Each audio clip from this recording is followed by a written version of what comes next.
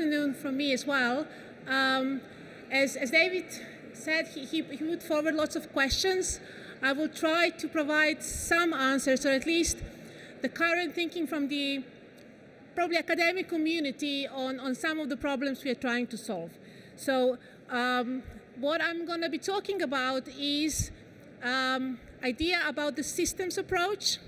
And if we think about the problem in a systems way, which means looking more at the cause or where the problem comes from, rather than the solution and how we deal with it at the very end, then we get to the concept what is called the intervention.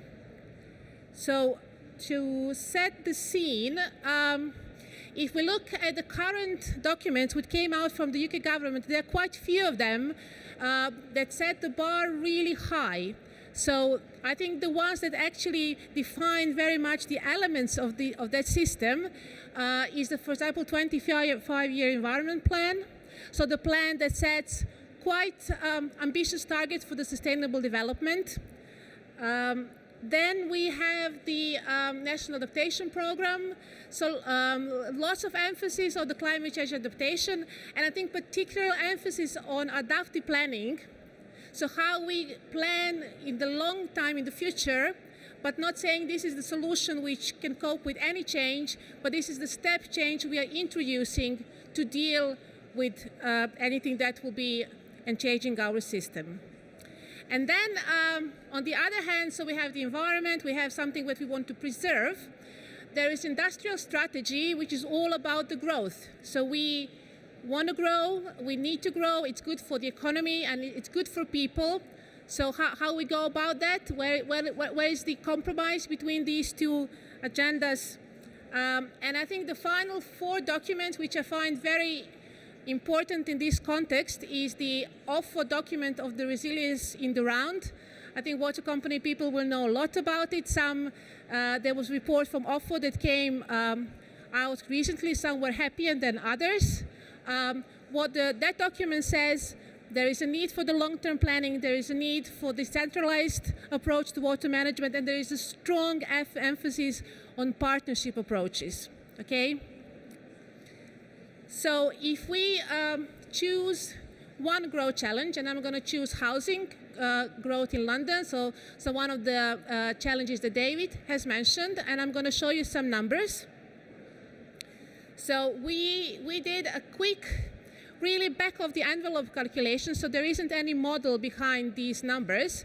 So we were just looking on one side at the problem of the water security, which is the problem that puts together water supply side, so the demand side for water, which put flood risk, and also looks at the pollution. So lots of pollution in urban areas from water. We looked at the data that are publicly available on the borough level, and we did the scaling, which is a bit biased towards the negative side. So green is good, red is not good. And we did the baseline assessment. And then on the other hand, we put together data on the proposed housing growth in London.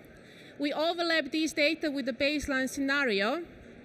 And what you see is, I think, something that talks about two things. I think one is the scale of the impact on the development, which changes lots of processes related to water balance and water flows in the cities. And I think the other point where I would really like to draw your attention to is the spatial variability. So some areas go through the huge change, some don't. And I think that's something which I would really like you to keep in your minds. And then if we think where actually these pressures come from, if we think about housing and water, what we can start thinking, we can start now building our system. So system thinking says there is something that functions as a system, there are components of that system, and they're somehow interlinked. So if we start from the housing and all the new housing that are proposed to be developed for London, we can start seeing what is the influence of that housing. So first, what we would have is, of course, the change on the reallocation of the land. It could be some not green land, but very often it's the price we pay is the green space. So if we have less green space, what will happen that we will have increased surface runoff, which has direct impact on the sewage, on the stormwater system. And then we can move on. Of course, if we have more housing, we have more water demand. And then we just propagate. So basically what we're doing, we are propagating influence through the system. So if we have more water demand, we need more obstructions. Then we move on. If we have more obstructions, of course, there will be increased pressure on our wastewater systems. If that water overflows, and we've seen incidents already, we have a problem with the discharges and the water quality. And we can move on. So if there is overflow, so there is increased surface runoff, transport system may be affected. There is also impact of the transport system with the runoff pollution and the water quality, and so on and so on. I think the other thing that is interesting is that the impact of the other sectors, if we just move a bit beyond water, it also exists. So huge problem in a city like London is an air quality, and I think we should bring other elements in the story, especially if we talk about the sustainable development. So I'm just going to close the loop. I mean, this is again part of that system, so I've just captured maybe some important interaction in this context. So if we have increased pressure on the infrastructure system, we have increase in the energy efficiency, we have problems with the increased carbon emissions. If we lose the green spaces, there is direct impact on the recreation and so on. And where it all ends is actually from where it all starts. So we have pressures on our environment, but ultimately pressures on the quality of life in the cities, and it's all connected. So what is the solution? I think the solution is to try to put something like this in a framework that is co-developed with the stakeholders, that everyone has an input, but it gives a way of quantification of the influence and how that influence propagates for the system. So what I could do also with this, that instead of these boxes, I can put the stakeholders.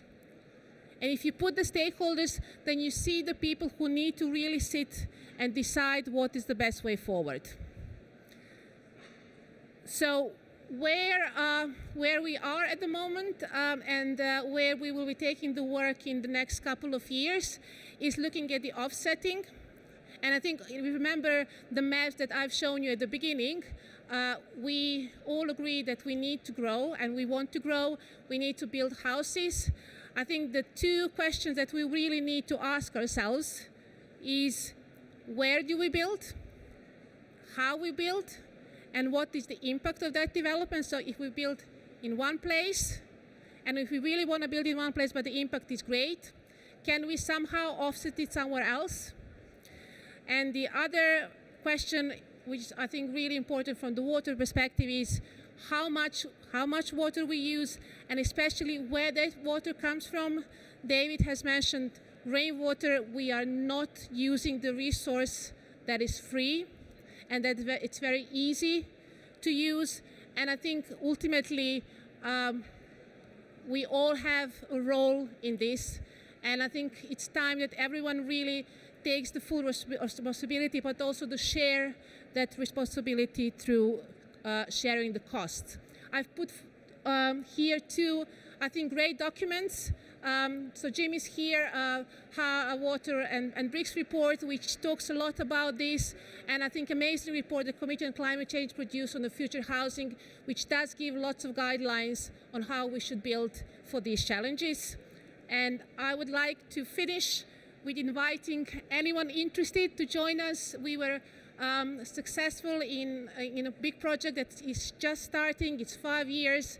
It's focused on London. Sarah is here. David is part of that project. Do come and talk to us.